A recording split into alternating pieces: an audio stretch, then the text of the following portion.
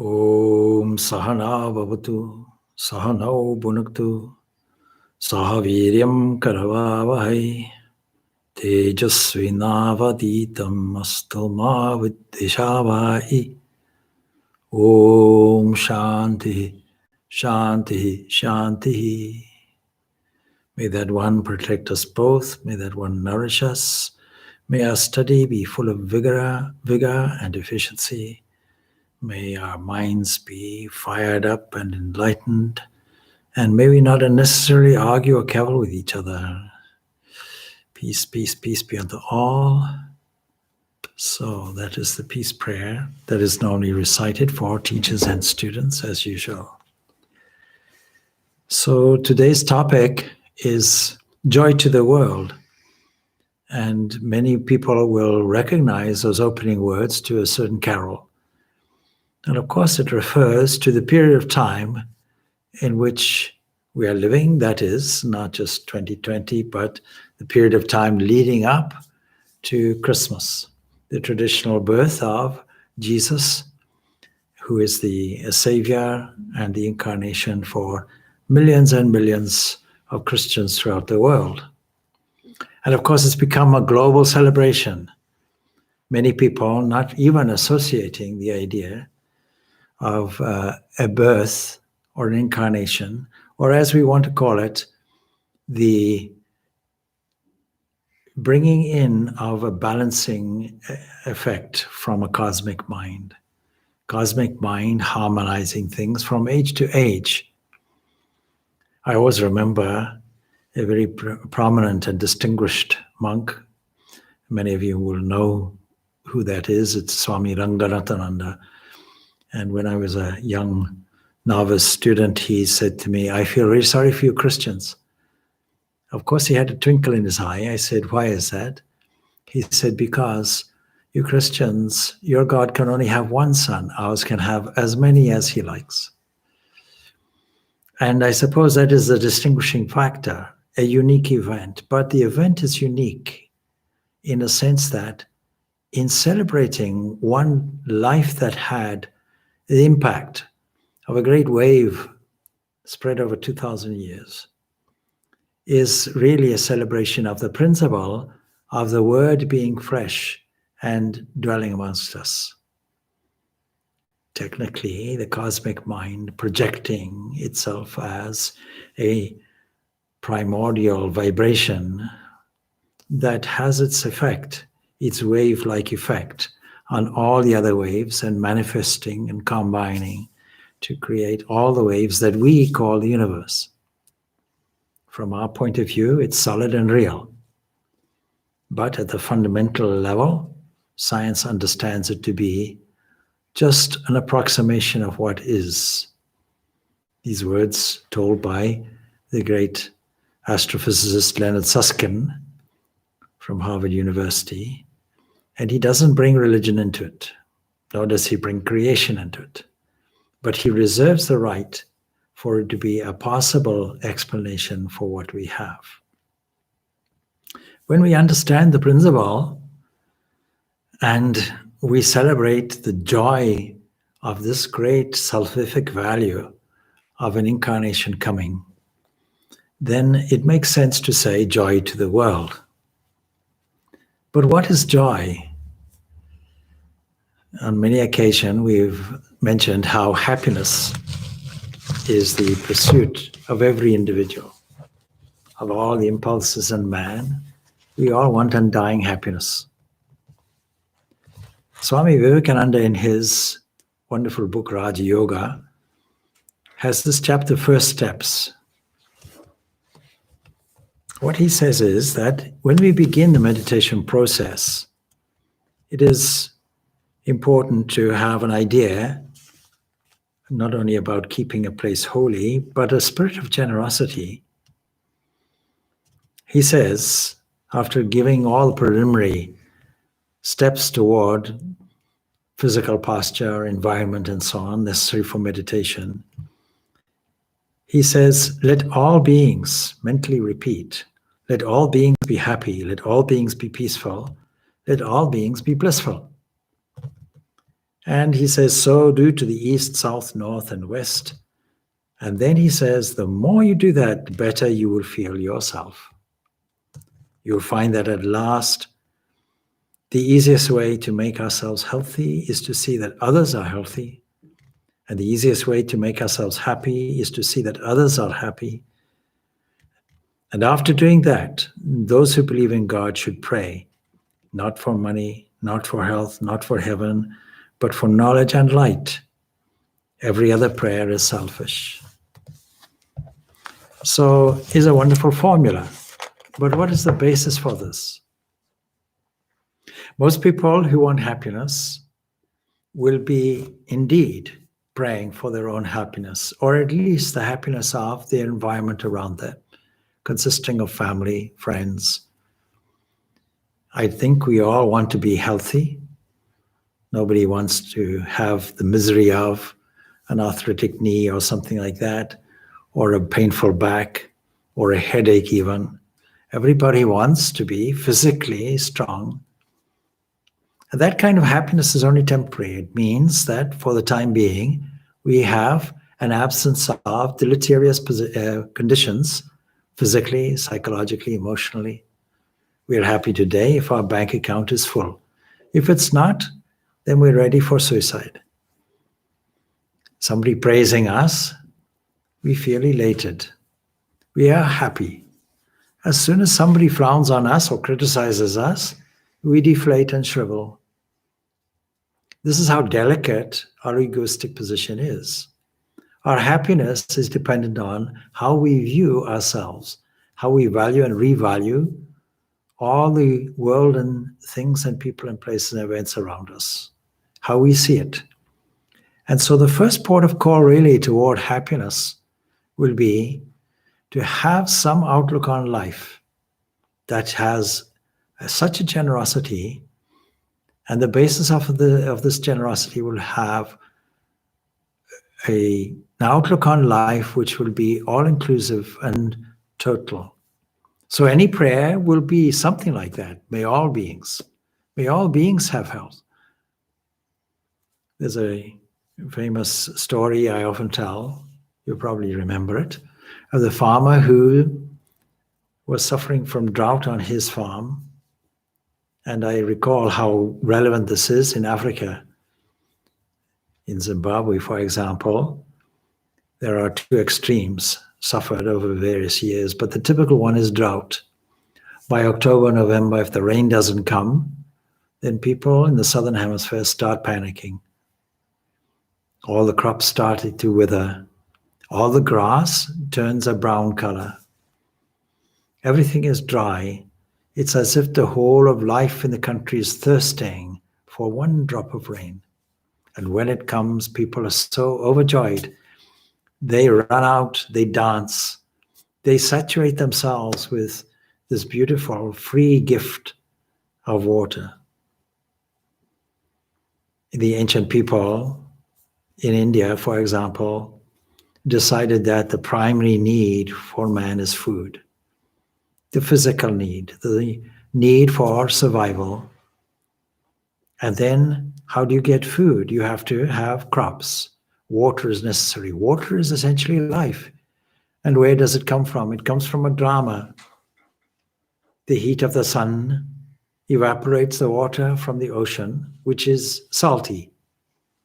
But the evaporation leaves the salt behind, and that pure water gets raised up in a hazy cloud and formulates a family of clouds until the burden on the cloud is so much that the pressure forces it to release its contents of rainfall. And that falls back and the drama continues in a cycle. Overjoyed at this beautiful cycle and overjoyed at this life-giving water, people run around in the rain. In some countries, it's not like that. In some countries, rainfall is taken for granted. The whole rainfall, for example, in Ireland, that is spread over a year, is condensed into 3 months in Zimbabwe. So that there are 2 seasons there, the dry season and the wet season, the rainy season. So, in this way, subtropical and tropical countries will celebrate things which often we take for granted. That substance that we take for granted, that is simply at the end of a faucet or a pipe in your house, you open it up. You take for granted the fact that water will flow from it, not understanding or appreciating the great drama. But see the difference between happiness and joy. Joy is an emotional experience. Something leaps up within us. Something stirs us to do such things as singing and dancing. And within us, physically, there is a chemical change. The brain takes on serotonin and other chemicals that are chemicals giving us a feeling of overwhelming ecstasy, an internal leap, as it were. And so we experience joy. Happiness is on one side, but joy is something completely different. Joy is an internal movement, a whole impulse that allows us to express some internal surge. Now, people on a spiritual path understand this. Those people, particularly on the path of bhakti yoga, love of God, experience this in increasing increments. And so we have every reason to think and to feel that joy is associated with love. Two people in love, young love, before the sale is complete, called marriage, understand this. They get this euphoria. The operatic composers, Gilbert and Sullivan, had some song like that. Lady, lady, misery me, lack-a-day-dee. He had no sup and so on. I don't know exactly how it goes. But the idea is a young person obsessed with this love, doesn't know about eating and drinking, lives in a kind of cloudy euphoria. And every day will connect with this beloved. What a beautiful example, this human example of love, which cannot be there unless it's something reflected from our inner sense of joy. Swami Vivekananda said, don't think then that a holy person is one where their jaw is down by their knees. I'm paraphrasing.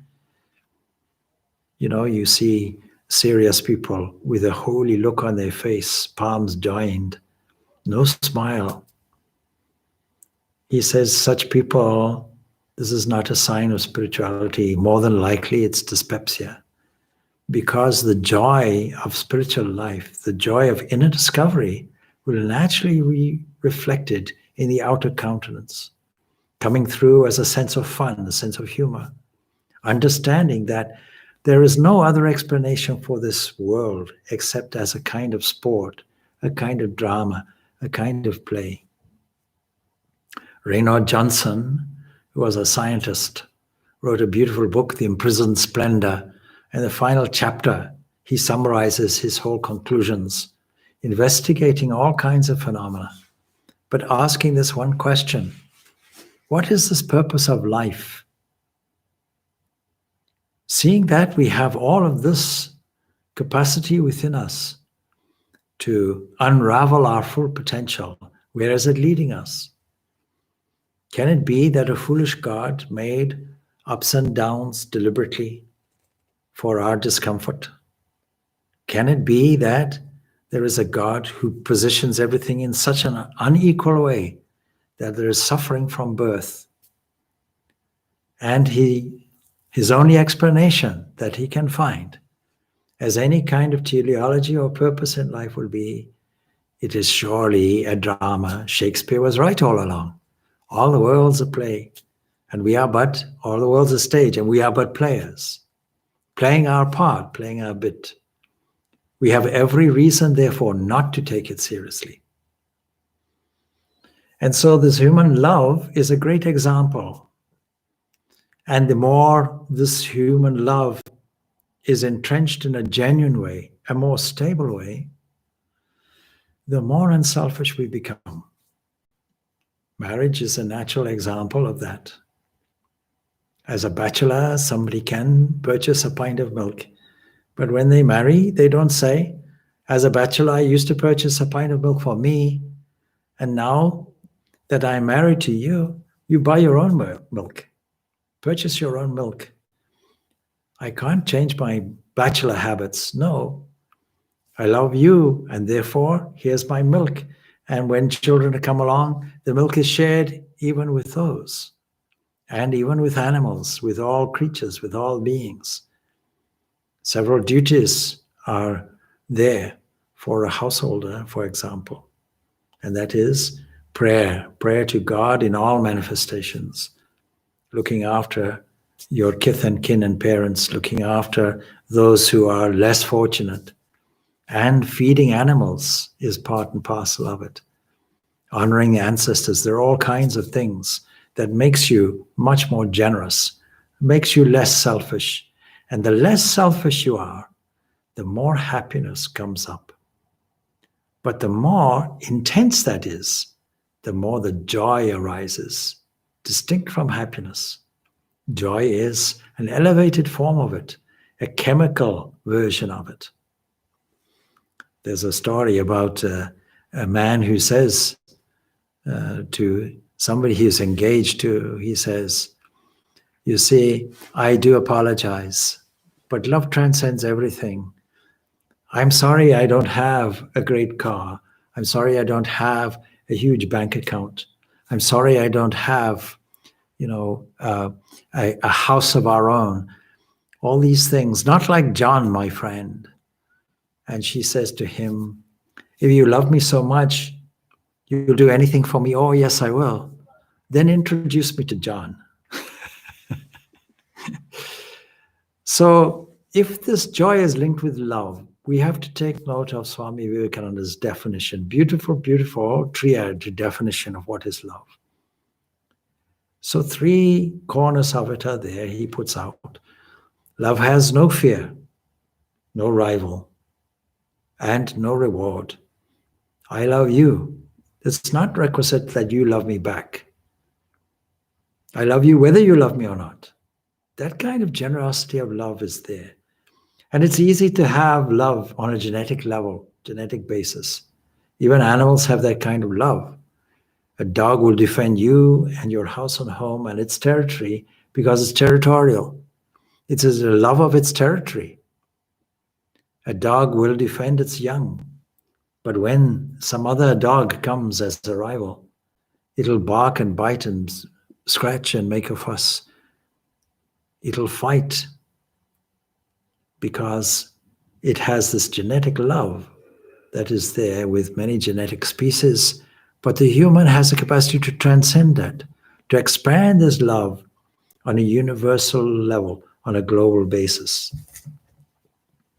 The Bhagavad Gita tells us about this. The Bhagavad Gita says, Bahyas parasash asaktatma vidatyatmi yet sukham, with his heart unattached to external contexts. He realizes sukham, this joy that is Atmani, in the self. That is, this joy is already within us. How to access it? You have to make a shift with the heart. The feelings have to detach from the external contact with other things. Other things, you on one side, other things on the other. And then he realizes the joy that is already in the self, and that is the self, and there's every reason why we describe it in the same terms that we describe this Brahman as Sat Chit Ananda. It's Ananda. It is blissful. When you love, it means this bliss is showing through in an external context, in a relational context. And then it goes on, Sabrahma Yoga Yuktatma Sukham Akshayam Ashnuti. His mind absorbed in communion with this highest, this Brahman. And we already know that the infinite self is the infinite Brahman. He enjoys what? He enjoys unending bliss. The secret, therefore, to this bliss, this unending happiness that exhibits itself in an excitement which we call joy, is when the mind is absorbed in communion, absorbed, completely absorbed, when there is nothing else there, when it is cultivated to the extent that only that is there, then he enjoys not just occasional bliss, but unending bliss. The enjoyments that are born through contact with the sense objects, it goes on to say, are truly the sources of misery. That's the counterpoint. Coming back to Swami Vivekananda's definition, fear seems to be therefore the opposite of joy. Fear is faith in heredity. I am the son of so-and-so. I am the daughter of so-and-so. Ancestors are there on both sides. I am the product of XY chromosomes. I come out in this way. I'm a genetic entity. As soon as that is there, it puts us in an antagonistic position to others. It puts us in a self-defense position. It puts us in a possible attacking position. Some will say the best form of defense is attack. It'll put us in such a status quo that our greatest security is building a castle around us. In Ireland, there are many castles. What is the purpose of the castle? It is to isolate us. It is to stand and protect our status quo. It is to defend ourselves against others with thick walls. And when walls are not enough, we build turrets. And when the ego is fragile and under threat, we compound it. We build higher. We increase our status. We increase our egoism. And this increases our misery. So the enjoyments are born through contact with the sense objects, and they are truly the sources of misery. And they have a beginning and an end. You can't have a sustained happiness. And the wise, most people are not wise, but the wise, they don't seek pleasure in the external things. There are joys, of course, in the external world. There are pleasures in the external world. But let's go through them. We've just done a guided meditation that has the effect of unfolding all the various layers and levels of consciousness. That is, the corresponding gross aspects of this world have a subtle dimension, and the subtle dimension is causal and sits behind it. The most crude version of it, the grossest form of it, would be the human need, in fact, the organic need for food. Even bacterial cells realize that they have to sustain themselves. They get nutrients from their environment. They know how to select that. They know how to bring it in. They know how to absorb it. In a sense, they know how to digest it. They know how to throw off excess products, waste products into the environment again. There's certain bacteria that oxidizes iron, oxidizes sulfur, and that becomes, in a sense, their food. And what do they throw off? Ferrous sulfate. They know how to take off the excess. And that doesn't work unless they have an environment of other micronutrients. People in a clever laboratory know how to sustain bacteria, studying it because the most difficult thing to do is to destroy bacteria. And the most difficult thing is to destroy viruses. And we have this experience with the COVID-19. The vaccine that is coming out will not destroy the virus. It'll destroy your symptoms. So with this in mind, the instinct for survival is very, very resilient, is very tough. Bacteria go into a sense of dormancy if conditions change, but come out again. So this need for survival is based on food. Our primary need is food. Of course, as humans, we make an art of it. We become creative about it. We introduce seeming civilized aesthetics about it, presenting gourmet food, something on a plate. Sometimes you pay very large amounts of money for very small amounts, delicately arranged, and they're designed to tickle the palate. And there are people who put all their energy into that. They become gourmets of some kind. There are others who put all their energy into the appreciation of the higher arts and cultures. That's a different thing. The mind, of course, has this advanced and more sophisticated state. But the basic need is for food. And it's reflected in the organs that take in the information and the organs that react to it. And so the elimination area of the body corresponds to this food, and this food is gotten through the primary sense of smell. And that smell is an interaction with the environment. So all beings require noses, or the equivalent of noses, detectors that can catch the subtle sense, as it were, the detection of nutrients and food for ourselves. In the human, of course, it's the nose. In mammals, it's the nose. In ants, it's a feeler, and so it goes on. And then, as we unfold that, so we have great joy in this, but it doesn't last. That's the problem. But it is a symptom that behind it all is bliss. And a higher, or maybe a more sophisticated joy, will be the joy of procreation. And so the corresponding organ to that, the generative organ, is there.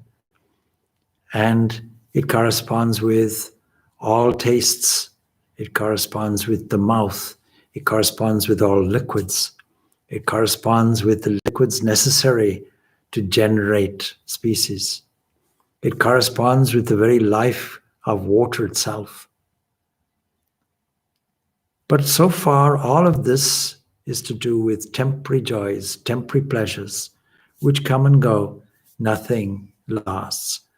And because of that, man is looking more. Where is this bliss that is promised? Where is this bliss that is behind it all? Wittingly or unwittingly, knowing or unknowingly, we are looking for that. And then we come to then another level of our understanding, slightly more sophisticated. And that is to do with all colors, all eyes, all things which are seen. The eyes are there, and the corresponding organs are there, of the hands expressing, or the eyes, of course, are expressing it, but moving toward things which are seen, being alert, understanding the environment much more. All eyes and all colors and all forms that catch it. And then, according to the yogis, according to the tantrics, the start of spiritual life occurs when another joy awakens, something of a more permanent kind. When the heart starts awakening, when it becomes a lot more generous. When, in the language of Christmas, the Christ child is born in us. And when the Christ child is born in us, we start attending to that. Imagine now, any child in any household, we are forced to attend to its needs. Every household knows that a small infant just born is the center of attention. It cries, everybody runs. It soils itself, everybody runs to change it. It's hungry, it gets fed. It operates on the sense of demand. As soon as it demands something, the needs are met. A generous mother knows how to meet the needs of the child. And so, if God is now in the form of a child, if God is born and reborn in us, in our innermost heart, what will be the result?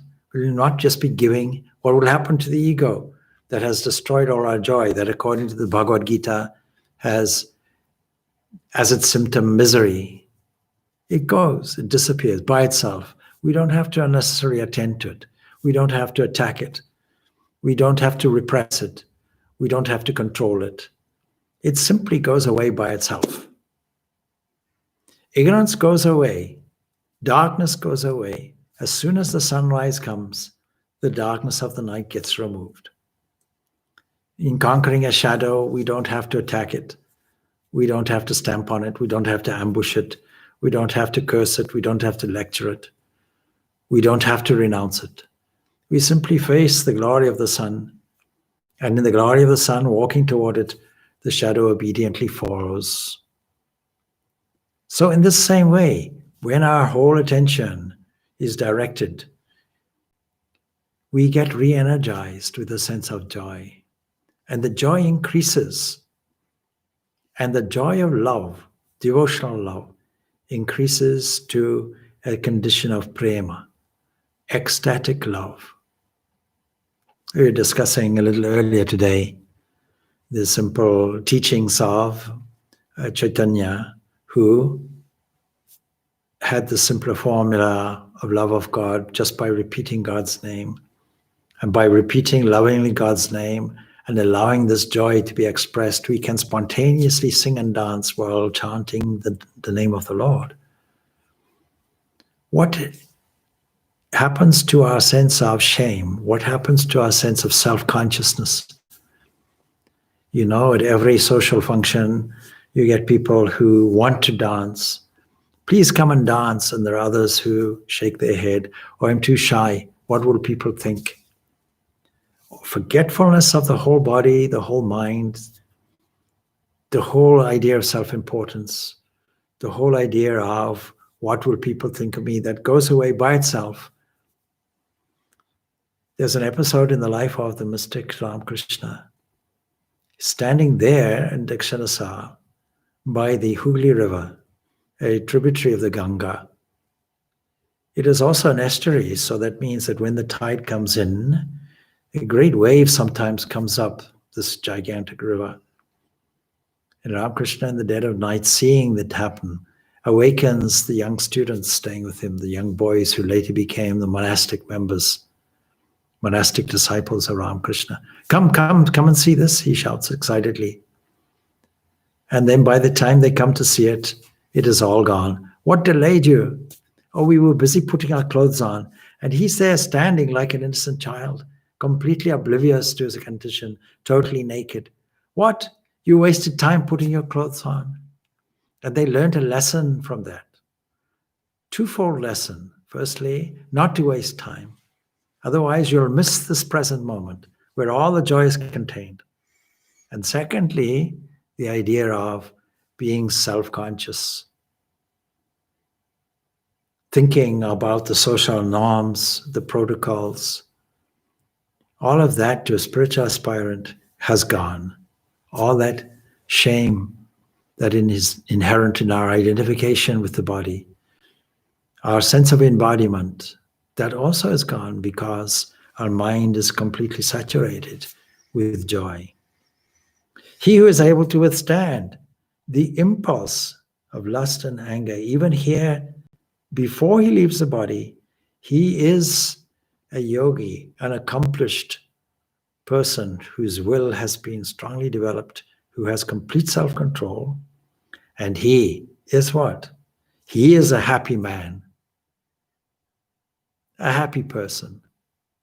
So the more we involve ourselves in initially deliberately cultivating an openness, going from the outside to the internal dimension of things, seeing God in all beings, and all beings in the self in all beings the self, seeing the sum totality, seeing that God is everywhere, the love that we have for God, as we see and recognize that God, we see this everywhere. Anybody who is doing in the name of God and religion harm to fellow humans has not understood God, has not seen God, has no idea about the God that he's preaching. There's so many people who talk about God, who write whole essays about God, who know every song about God. But who has seen God? Who has tasted God? He who has experience firsthand, directly, face to face, this entity that we call God. Such people are rare. You like, milk. So this is one of Ramakrishna's examples too. Some people have heard about milk. Some people have seen milk. But then others have tasted milk. And when you've tasted milk, you know milk. So the tasting of it equates to knowledge. When through devotion you taste the sweetness of this divine ecstasy, then you also have this jnana, you have this knowledge. And those who have this knowledge have the taste. So there is and it goes on, he whose happiness is within, who rejoices within, whose light is within, is all within. We're looking for happiness and joy without, but it's all within. We didn't understand it. And even when something stimulates us from outside and we feel this internal joy, it's still internal. Something happens within. Some inner fire is stoked, stimulated from the outside. And so that entity, that yogi, that spiritual aspirant alone becomes Brahman and gains what? Absolute freedom. So joy is freedom, eternal freedom. So joy to the world. And then it goes on, as the carol says, for a child is born. Now it's the Taittiriya Upanishad that explores the subject of bliss. I should mention, of course, that that entity also is of service to the whole world. So taking up that passage as well, this love, which is associated with this joy, finds its expression in welfare of all beings, concern to the welfare of all beings. It is not an isolated, selfish joy. It is an all-giving joy. Now we can find the echo, let all beings be happy. And Swami Vivekananda's understanding, if you want to be happy, the best way, the easiest way, the quickest way is to wish for the welfare and happiness of everyone, because it's an all-inclusive formula. What is the philosophical basis for it? There's no separation. There seems to be a dividedness and a separation between you and me, the table and the chair, and all these other divided things. But even on a physical level, it is all one. It is all one energy. And what is this energy? It is divine energy. And where does this divine energy come from? It comes from a cosmic mind. And how does this cosmic mind come and change the world and transform it for thousands and thousands of years? It is a Christ. It is a Buddha. It is a Krishna. It is a Rama. It is that comes from age to age, wherever there is a disruption of harmony, and comes as a cosmic balancing power, restoring this unity, brings light to the world. And so this light, a universal symbol of enlightenment, something that's removing the darkness, enlightens all our minds. And so this period, of course, for Christians is an advent, is a preparation. How much will we prepare? There are many people at the moment doing shopping yoga, of course, and they have no idea really. It's just a traditional feeling of well-being. Now, of course, in Ireland and elsewhere in the world, we have this tradition of Santa Claus, Saint Nicholas, whose anniversary, by the way, was 6th of December, and in some cultures, 18th of December. But who was this that we remember? Because he was probably a 3rd or 4th century saint, and very little is known about him. But yet his life lives on in the memory to today, and with the help of American advertising and certain soft drinks and so on, certain soda drinks, we have a whole new image of this Santa Claus, renamed Father Christmas. So this entity that brings joy to everyone regardless of whether you're Christian or not, regardless of whether you put Christ back into Christmas and think and meditate on the joyful event around a humble crib.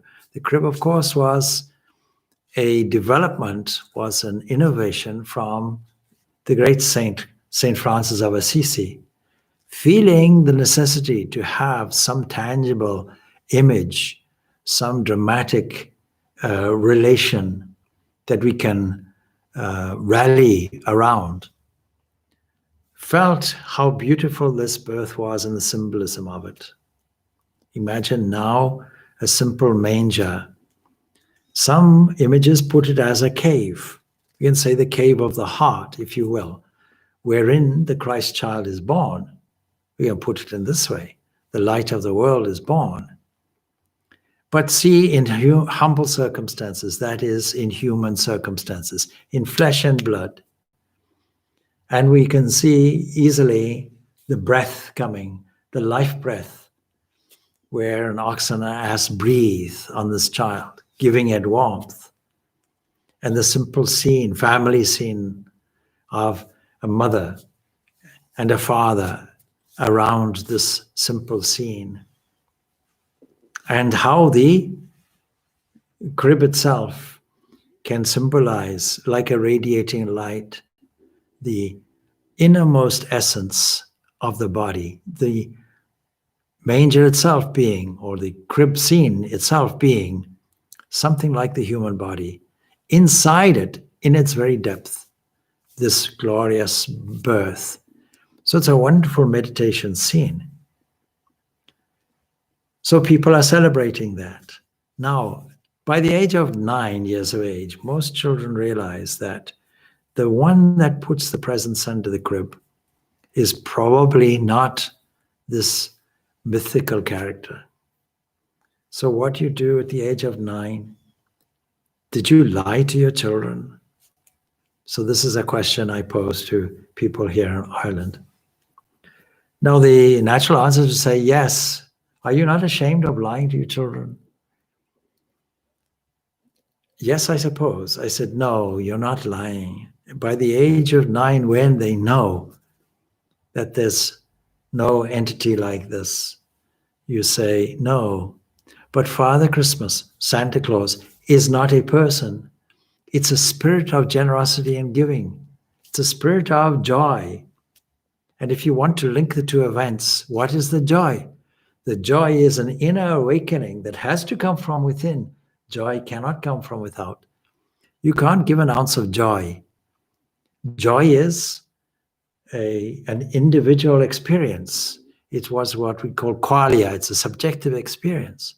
I can't prove that you're feeling a joyful moment.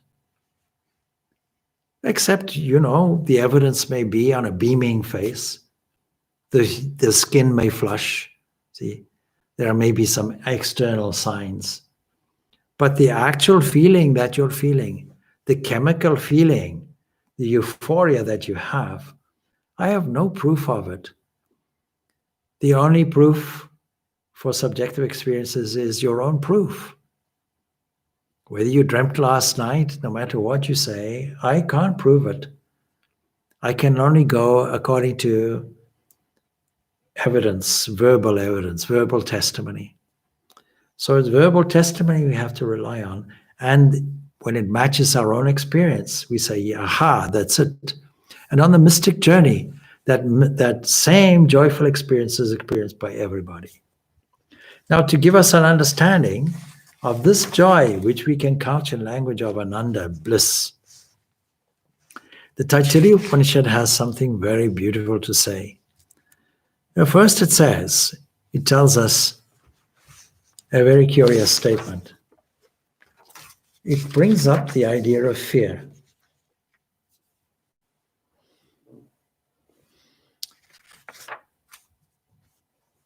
In the 8th section of the Taittiriya Upanishad, the second part, second chapter, the first stanza, it tells us,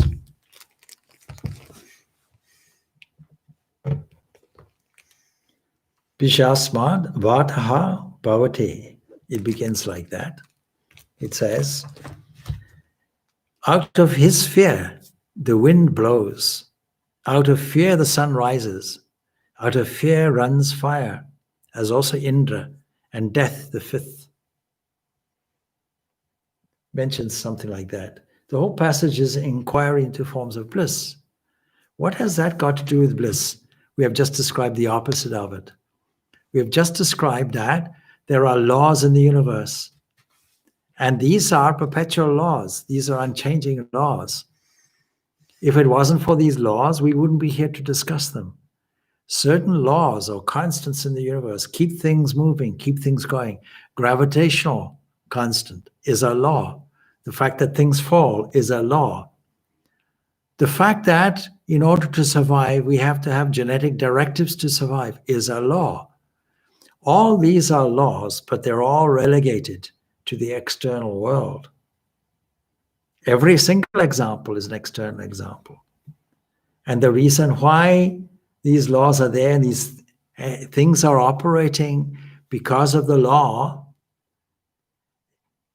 the very reason for that is because the opposite of it is within. These are all external things. So let's look at the evaluation of bliss. Now the passage goes like this. It starts off with stating the subject matter. Subject matter says that this is then an evaluation of bliss. Suppose there is a young man, an example is given. And for our purposes, we can assume, you take out the gender aspect of it, we are a young person. Just in your mind's eye, imagine that you are youthful. You're a young person. You're in the prime of your life. You're good.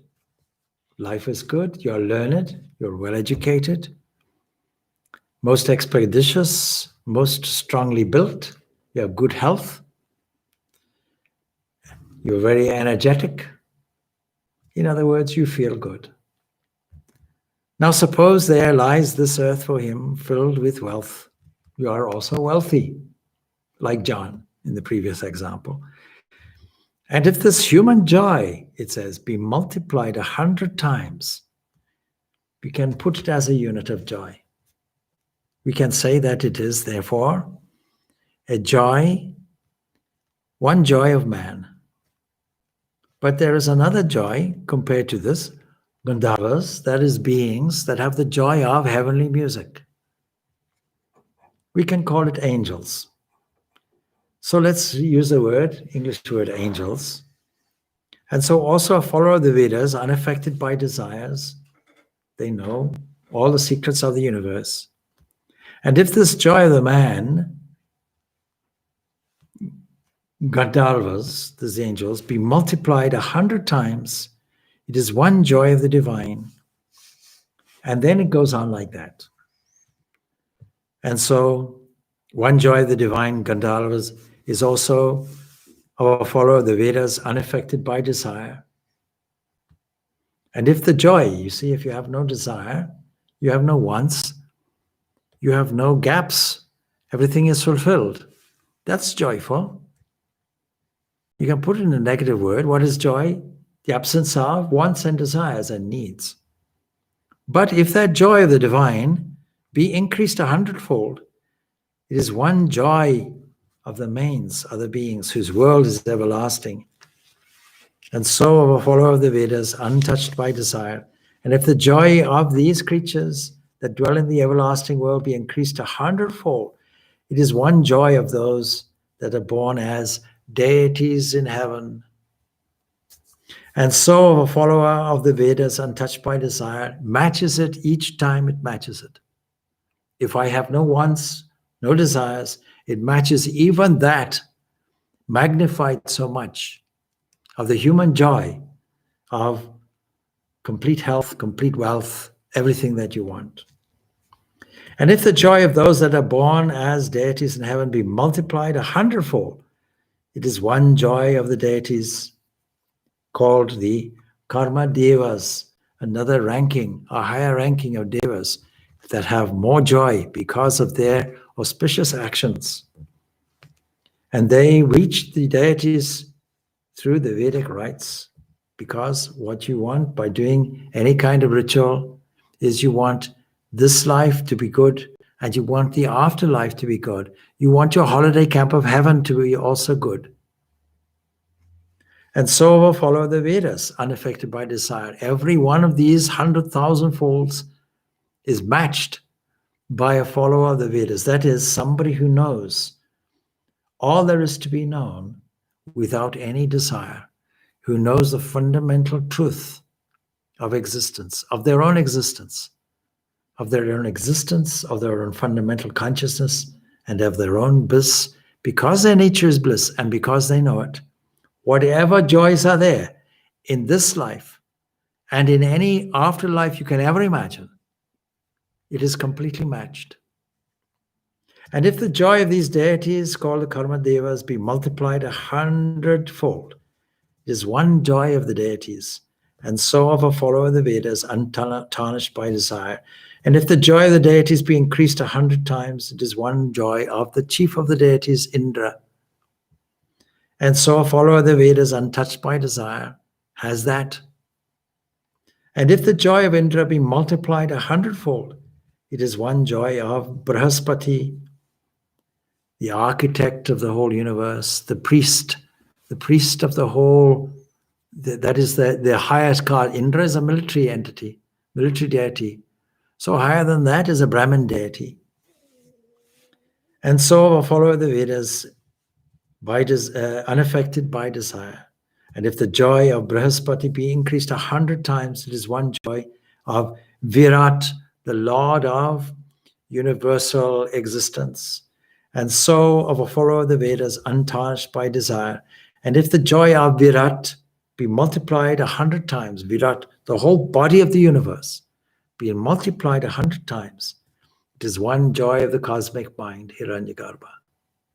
See how we've gone through the entire universe, step by step. And with each subtlety, we find increasing joy.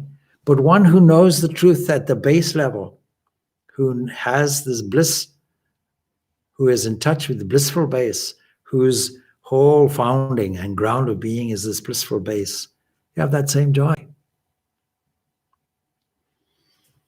And so, one joy of Hiranyagarbha, and so it is of the followers of the Vedas, unsullied by desire, unblemished by desire. See, having no other feeling, no other want in you, completely fulfilled, you have that supreme joy.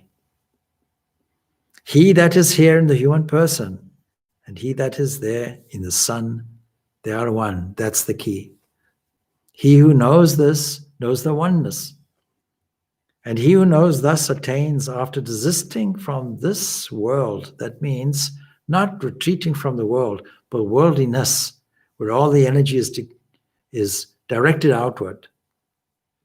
This self, that is this embodied self, made from food. We attend to the body so much, but it is made from yesterday's potatoes. Attains this self made of vital force. Now we are describing what Taittiriya Upanishad's speciality is again. That is, when we see this body, this being, this embodied entity, it is not just one thing. Look carefully and you'll see it's there in layers. The outer layer is made from food. And it attains this self made of vital force within it, this energetic force made from universal energy prana of the same form as the previous one, just caught in a kind of whirlpool of localized embodiment, just for the time being, like in a stream or a river where an eddy catches something for the time being and then moves on. That's this entity called self-body. And this self made of mind, even more subtle, attains the self made of intelligence, buddhi, attains the self made of bliss, this fundamental nature of bliss. And so then a verse goes on which tells us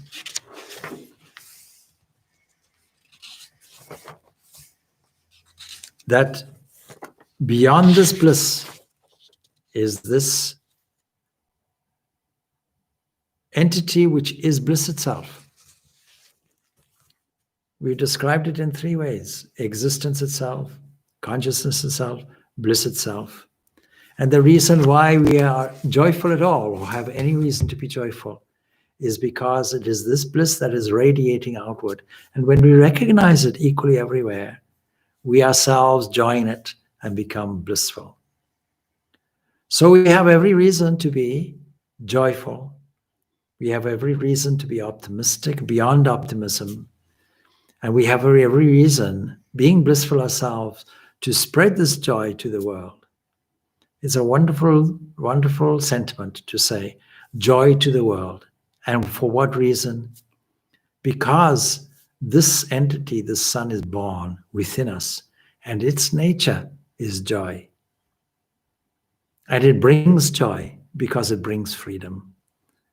So, as we prepare ourselves then, not so far away from this event celebrated by Christians and indeed the whole world, worldwide, even if you're not a Christian, celebrating an incarnation of this bliss being born on earth from age to age, from time to time, like a giant wave that spreads its light and joy everywhere.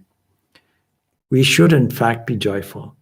It is an opportunity for us to worship in a most joyful way. What is that? Well, in every family, the greatest joy is the birth of a child. Those who experience this birth of a child in family life or as a sibling somewhere where you know that there is an outcome, there's a great mystery about it. There's a joy in the discovery how that appearance occurs in the form of a child, because it starts off as a single cell. We call it a zygote. One single cell.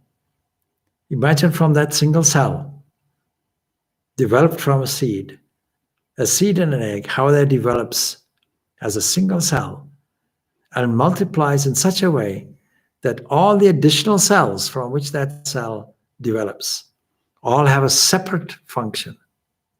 Liver cells have a separate function. Then none of them are identical. And still biology is trying to work out how it happens. Why it happens, it is God's game, God's play, God's joy spread in this way. A sacred thing. And that simple cell, developing as it does, we have no idea of its destiny, but the uncoiled potential is there. A child can develop into a world mover. A child can develop into a genius in music, in art, in science. When you look at the great geniuses around, and from birth, we have no idea how that child will be molded and developed. Isn't it a great joy that that child is born? Isn't it a great joy to see the child develop? Isn't it a great joy to see a child, any child, developing and growing into something we never suspected would be there? Some great world mover. It might be in the realm of politics. It might be in the realm of sport. It might be there in the realm of drama. It might be in the realm of discovery and science. It might be in the realm of invention. And it might be in the realm of uplifting humanity.